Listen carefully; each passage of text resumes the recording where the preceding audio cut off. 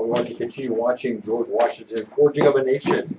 We're moving towards the end of his presidency. Some things need to be wrapped up still. As you read in your handouts, 13 through 17, there are a lot of other things going on in the nation as well. And you learned something about the roles of women and other things like that. Many things to keep in mind when you look at any period in history. Oftentimes history books tell you what's happening maybe politically or with wars, things like that, but the lives of people may involve a lot of different things. And it's interesting to sometimes go and find out what normal people are doing and thinking. But here we go with George Washington as he is going to be talking to his adopted granddaughter, Nellie. Yes? Do we have any assignments tomorrow? Due tomorrow? No. I don't think so. It depends on where we get today.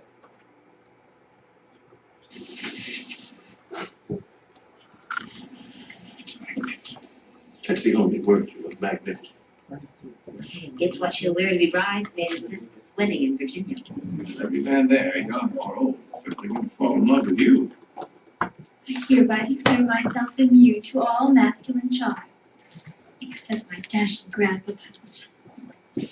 I'm afraid, my dear Nellie, that the passions of your sex are more easier raised than calm. Don't boast too soon of your resistance to its power. I wasn't boasting. The female has a good deal of inflammable matter. However, you put that torch to it, you may burst into flame. Burst into flame. I think I'd like that if it ever happened. George, nothing. There. But do go on. You make more sense than all the silly school masses I've ever heard.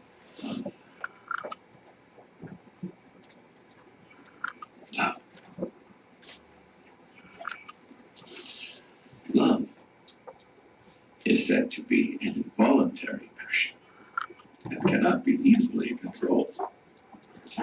So, when the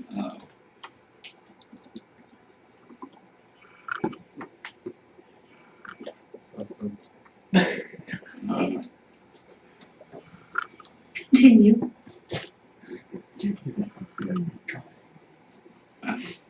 when the fire begins to kindle, and your heart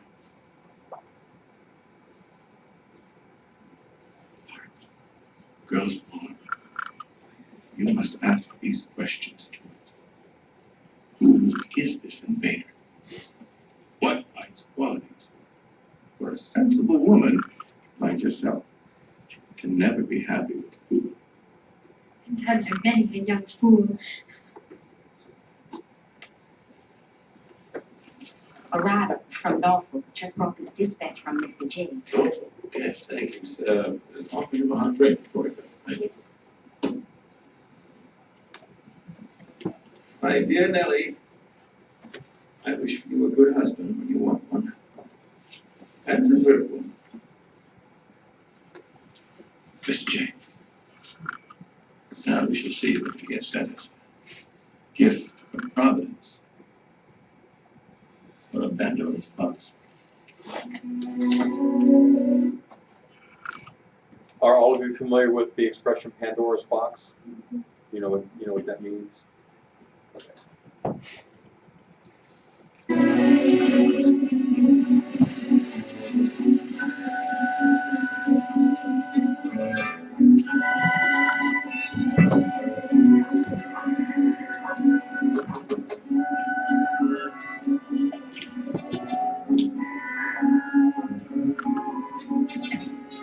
How could Jay agree to let British fur traders cross our boundaries? And a severe restriction on our West Indian trade, of securing nothing, absolutely nothing to stop the oppression of American seamen. He knows how emotional that issue is. Any accommodation with England will only enrage the Jeffersonians, and yet a failure to ratify will only infuriate the Federalists. As Secretary of State, I believe I have done all I can to try and placate both sides. You have. Yes. Well, stay calm. The Congress convenes June 8th. June 8th. Yes. We must keep this treaty a secret until we can deliver it to the Senate for their consideration. That at least would give us time to prepare. We trust in the Senate's advice and consent. Quick to criticize the executive, now let them be as wise as they are loud.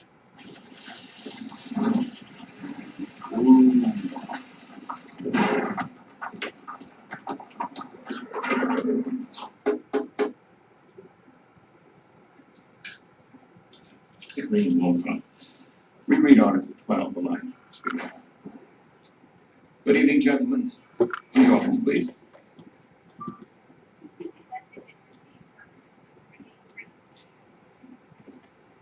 I have further thoughts on how to deal with it.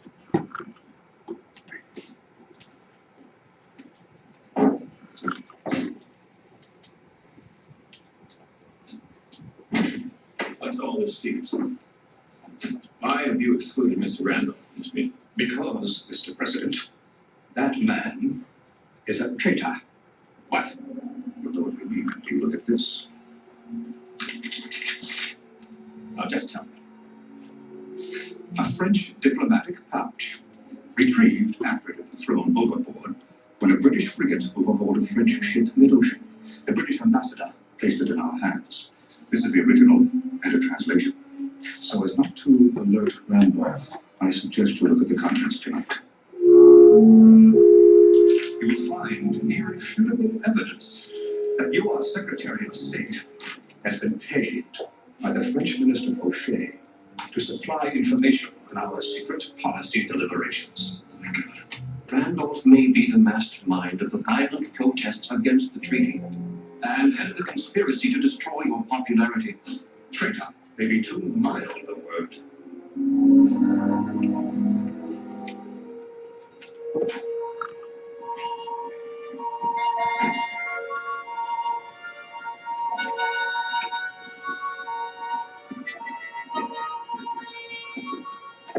Mr. Randolph, you'll excuse me, but it's late and I'm tired from a long trip.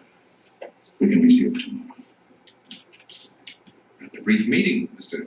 Wilcox. Yes, I asked them to do this. I reread Article 12. Tomorrow, please, I can't take it in. Sir, you are not well. I'll be all right. Thank you.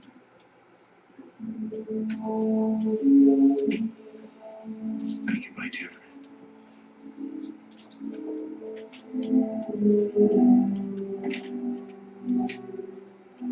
Good night, sir. Good night.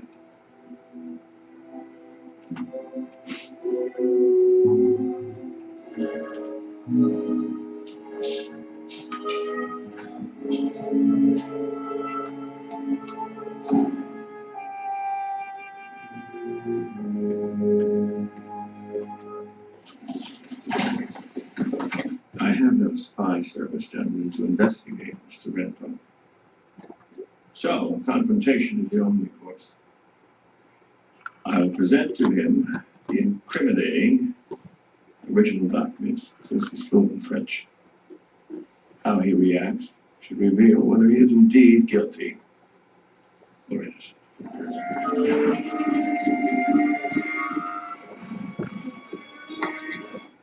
So what's Washington saying? He doesn't have the means by which to investigate whether Randolph is guilty of being a traitor. And so upon what's he going to rely? Since he can't investigate to find out the facts, how's he going to gauge his innocence or guilt? His reaction. So everything comes down to how will Randolph react to these accusations, and that will help them to determine his guilt or innocence. What do you think about that as a means of evaluation? Michaela? There are some things that say that you can gauge somebody's truth by how they're acting, like their hand motions are like that. People are didn't really know that at that time, and it's like people can be good actors and can Mhm. um, Might there be times when you can tell whether somebody's lying to you or not just by looking at them, by how they're acting? But are there other times when they may be lying and you don't have any idea? Yeah. So it's kind of risky to judge that way, but at this point, Washington doesn't know what else to do. So that's what they're going to do. They're going to confront him and see how he responds, and that will enable them to determine his guilt or innocence.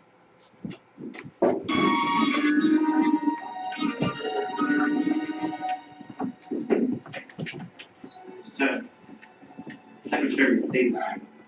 Yes. Let him in, please. Please, Morning, Mr. President. Mr. Green. Mr. Wilcox. sir.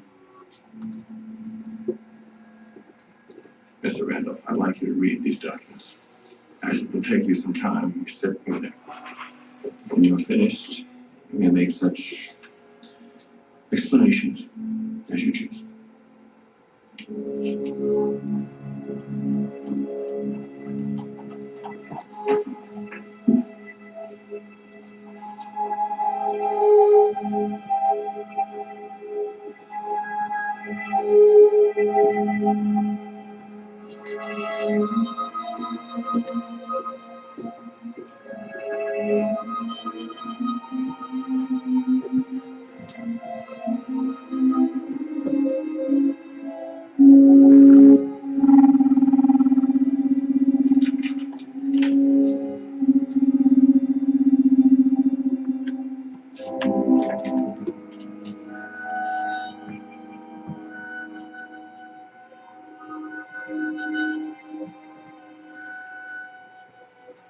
I assume I have been reading a captured dispatch.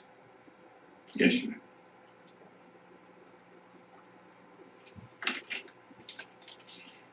Needless to say, this is a total surprise. And I am not prepared, as others in this room appear to be, for this interview. Well, according to the numbered documents, 2 essential ones are missing. And on the spur of the moment, I cannot recall the exact circumstance of every meeting with Mr. Fauché. I can understand. But 2 things I am perfectly clear about, Mr. President. I have never made an improper communication with the French minister, and I have neither received any money from the man, nor made any overture for that purpose. If I may be permitted to keep the packet a short time, I can promise a completely satisfactory explanation to everything in it, which is reference to me.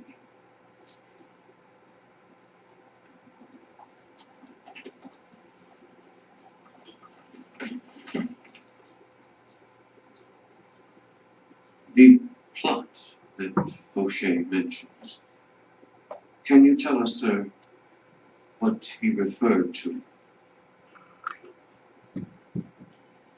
Gentlemen, there are many matters that a Secretary of State discusses with ministers of other countries, not all of which stay in one's memory. I would certainly consult my notes, but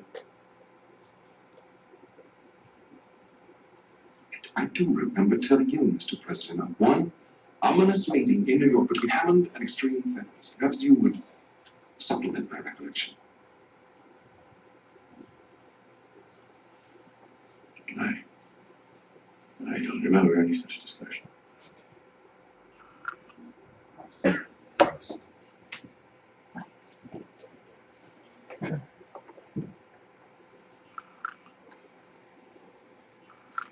Would you wait outside while we confer? Yes.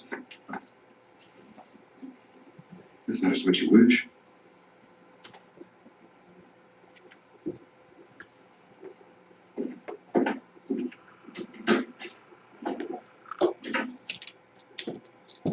Okay, what do you think? you base your decision on his reaction, his comportment, what would be your decision? Alex? Guilty. Why? He just seems nervous. Seems nervous? Michaela? I feel like I would say not guilty because he's like using, I don't remember it, and I feel like if he had already read that and had written it, and he already submitted it, he would have said like, oh yeah, well I remember that, it went really well. And he doesn't, and then also the way that the other two guys in the room are kind of like smiling and like, oh yeah, like he's totally guilty, and I feel like they're kind of setting him up, and the way that they're thinking is like, And he, even though he was nervous, I think that's understandable. He reacted calmly and promised an explanation if he had time to look over his notes. So, if you were in the discussion with Washington at this point, how many of you would say that Randolph is guilty? How many would say he's innocent? Some of you aren't saying. Come on, take a stand. You're on a jury, you have to vote. All right, so most of you would say it looks like that he did well. Let's see what they say. Gentlemen, what is your verdict? He seemed embarrassed at one point, and I thought his smile was forced. The explanation of the bribery passage is slightly foolish, but I must admit, sir, that under such emotional duress, Mr. Randolph handled himself with composure. Miss Pickering? I agree. The man has shown no guilty emotion. I believe he came through it well. And I'm sure that once he's had time to recollect, he will clear himself completely of all of the charges. So they agree with most of you. You, sir, treated me as a criminal even before giving me a chance to defend myself. Yes. You consulted with others who are not my friends to take their words and mine. Served you so faithfully for so long. Dispatches are nothing. How can I be expected to recall details from so long ago? Are you accusing me of encouraging an insurrection? By blood, I will not serve in office 1 second after such treatment. You have betrayed me, Mr. President. Does that change things? Quite a revealing display. The verdict now seems obvious. Guilty as charged. And that is another Benedict Arnold. But sir, we will now.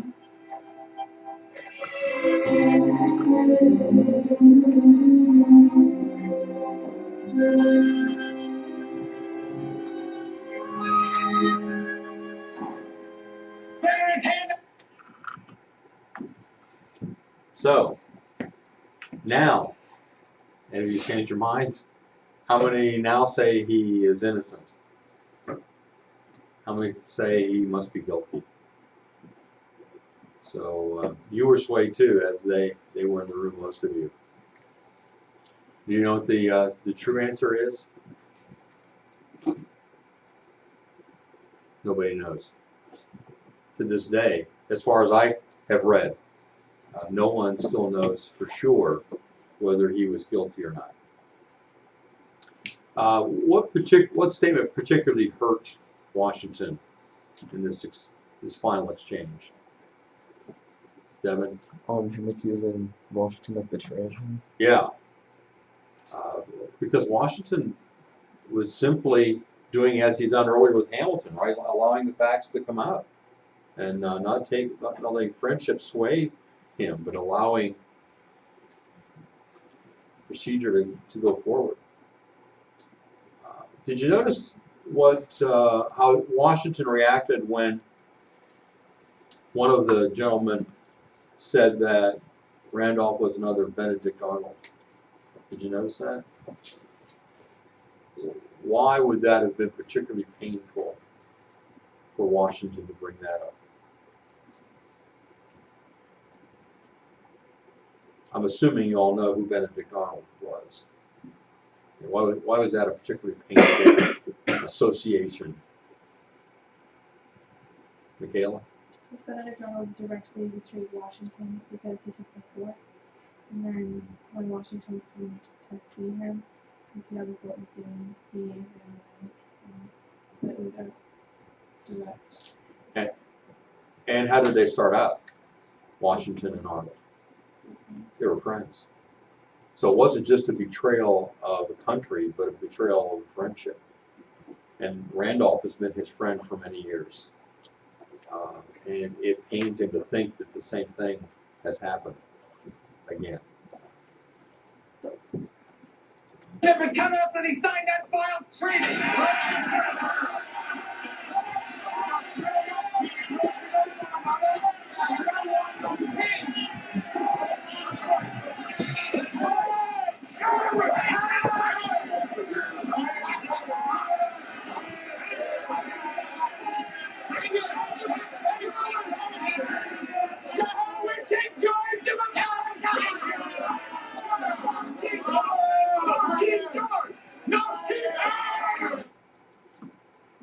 That burning thing, anybody know what that was? Or what you call that? Burning in effigy. Have you heard that expression before? So what does it mean to burn something in effigy?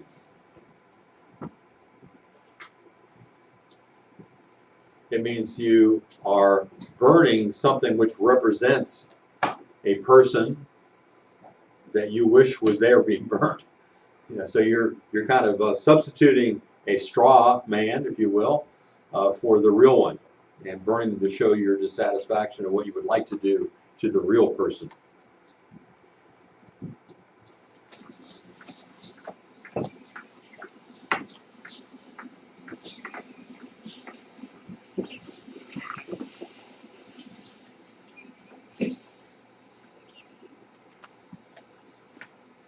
Glad you're here. Although I wouldn't have wanted you to see me the way I've been the past few days. I can't help wishing I had been here. Mr. Randall has published Vindication, a 100-page letter justifying all of his actions as Secretary of State. Oh, my dear. And it was published in the newspaper. You can imagine a 100-page letter that was published so everybody could read his reaction to being accused of treason. I feel naked on my end. At least with Arnold's treason, I was surrounded by friends, Lafayette, Hamilton, Knox. But now I'm strangers. They're all men with crabbed minds that let in no air or light. Edward was my only friend left. Now he's denounced me. You did what you thought was right. Yes, but was it right? Or have the years, constant tension so dimmed my judgment that I condemned him innocently? I've hurt him. And now he's accused me of being a half-deaf old man without memory of sense, who's allowed himself to be duped by schemers into sacrificing his closest friend. At least Mr. Randolph's right about half-deaf old men. Strange looks back at me every morning in the mirror. George, please. You know, I'm accused of having looked into the presidency, that I've always been a Briton at heart. And now this is another royal slap in the face. The British again are taking our seamen off of American ships. They seem determined to force us to fight. Is that what they want? War?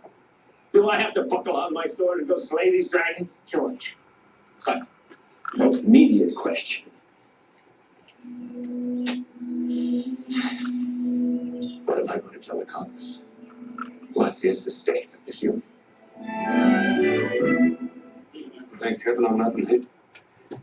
The State of the Union message. The Constitution requires the president to every year tell Congress the state of the union. You know, what's going on in the United States? How are we doing? It's been in the news recently because President Trump was going to deliver the State of the Union message. This comes always from the invitation, by invitation from the Speaker of the House of Representatives, because that's where the speech has been given for some time. And then she rescinded the invitation, said, no, we're not going to allow you, President Trump, to come into the House while the shutdown was going on. Well, now she's extended it again. But in reality, it doesn't have to be given before Congress. There have been times when the State of the Union was simply a letter written by the President and sent to Congress. Sometimes the message has been given from the White House. So it has changed over the years, but in this case, he is delivering the message to them in Congress. Issues. What can he say? He and his administration are under such mild attack. Of course, he'll try to justify the Jay Treaty. He must attack the mass meetings that have buried in angry resolutions. You might as well buckle on our armor, Senator. He's going to flay us alive. Try and paint the nation in the darkest possible colors, frighten the people into rallying behind him.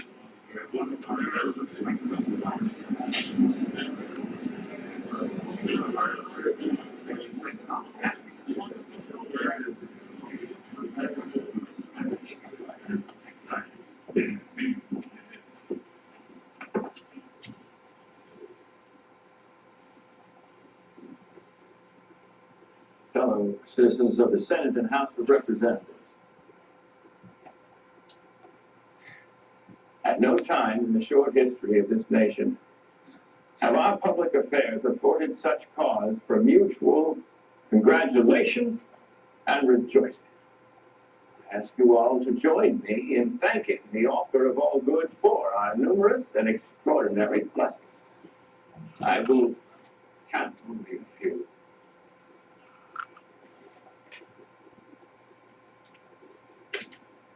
General Wayne's peace with the Indians in the Northwest, and accommodations with the Creeks and Cherokees in the Southwest. The prospect through Ambassador Pickney in Madrid of a Spanish treaty which could open up the Mississippi. As for the Jay Treaty, it has been presented to His Britannic Majesty with objections, which I trust will be quickly resolved. Prudence and moderation on every side can now end all international discord which has heretofore menaced our tranquility. As for domestic affairs, we have equal cause for satisfaction.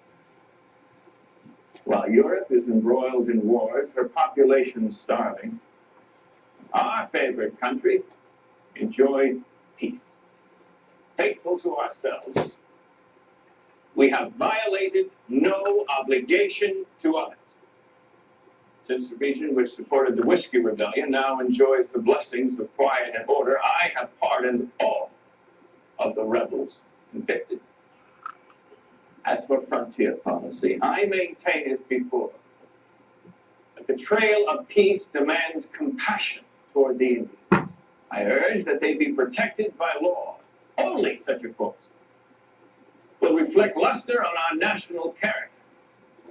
Temperate discussion and mutual forbearance, where there is a difference of opinion, are so obvious and necessary for the peace, happiness, and welfare of our country that they need no recommendation of mine.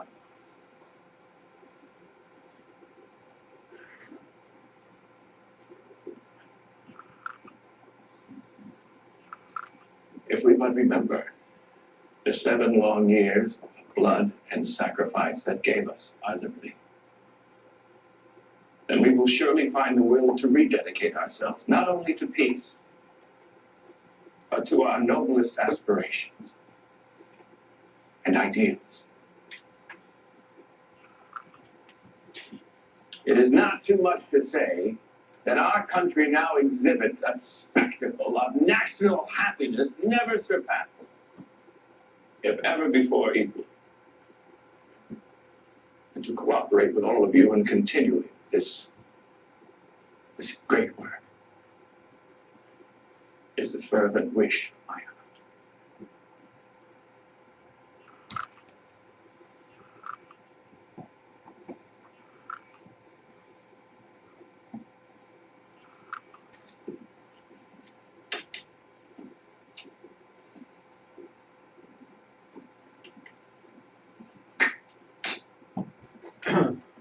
What were the members of the Senate expecting?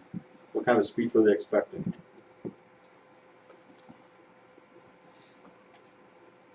Brady, what were they expecting? I don't know. Were you paying attention, listening to what they were saying? Yeah. Sarah, what did they say? They expected him to try to defend wrongdoings, to talk about all the things. Right. They thought it was going to be kind of a dark speech.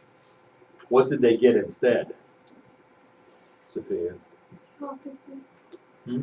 The opposite. The opposite, meaning what? How would you characterize the speech? It's not depressing. And Not depressing. What would be the opposite of that?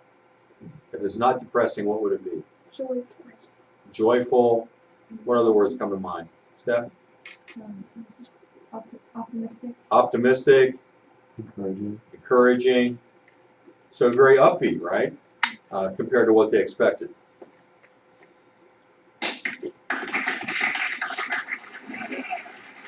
How can a rational mind find anything in that shout of hallelujah to quarrel with?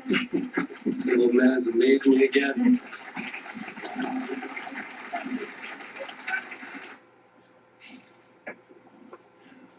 From hence that those be warned with be to wed, lest mutual falsehood stain the bridal bed. For each deceiver to his cost may find that marriage frauds too oft are paid in kind.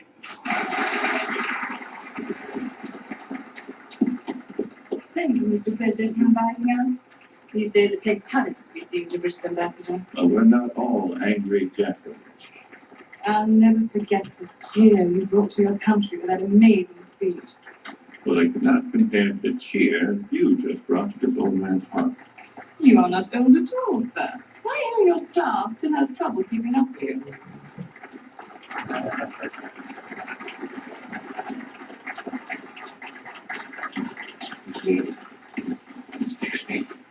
Excuse me, Mr. President. Mr. Walker, good evening. I met Mr. Hamilton on my trip to New York, and he made me promise to give you a message. As your second term will soon be over, he urges you not to commit yourself to retirement. To quote my wife's exact words, poppycock. We have a perfectly good replacement in Mr. Adams. You're generous, Mr. Dixon. You should be ready to contend with Mr. Jefferson in this election. He's being pushed mightily forward, not by his own faction, but the French. Well, certainly that's the talk. But I feel that we do need a New Englander like yourself. Virginians have no corner on able men. Well, don't tell that to Jefferson, Madison, and Monroe. I have. They didn't speak to me for days.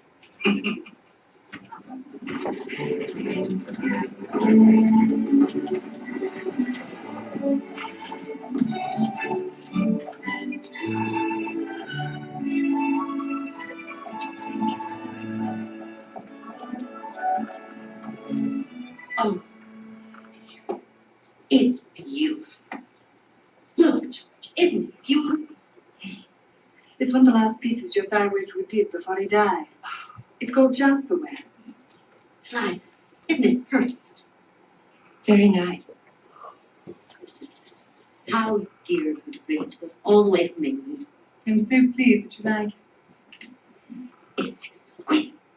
Yes, it's beautiful, but there's something missing. Missing. The flowers. Of course. Well, George, why don't you show Mrs. List in your garden while Eliza and I see her refreshments? Perhaps you can pick something from the vase. Madam?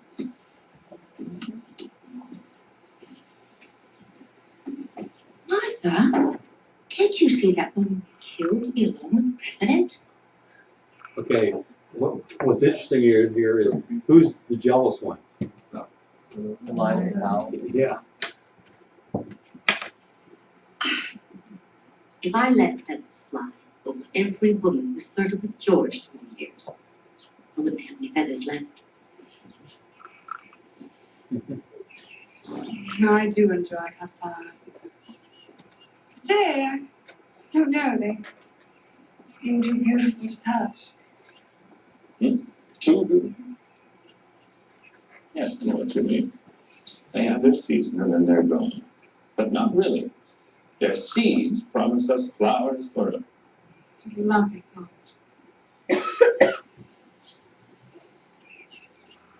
Is something wrong? No. It's just when you said that, it reminded me of someone I knew a long time ago, Virginia. I can't tell you how much I like Mr. Liston. As the new British ambassador, he is as gracious as his predecessor was cantankerous. But how can any man not be sunny in spirit with such a beautiful young lady at his side? Oh dear, that's the second time you've made me blush. I hardly deserve such a compliment.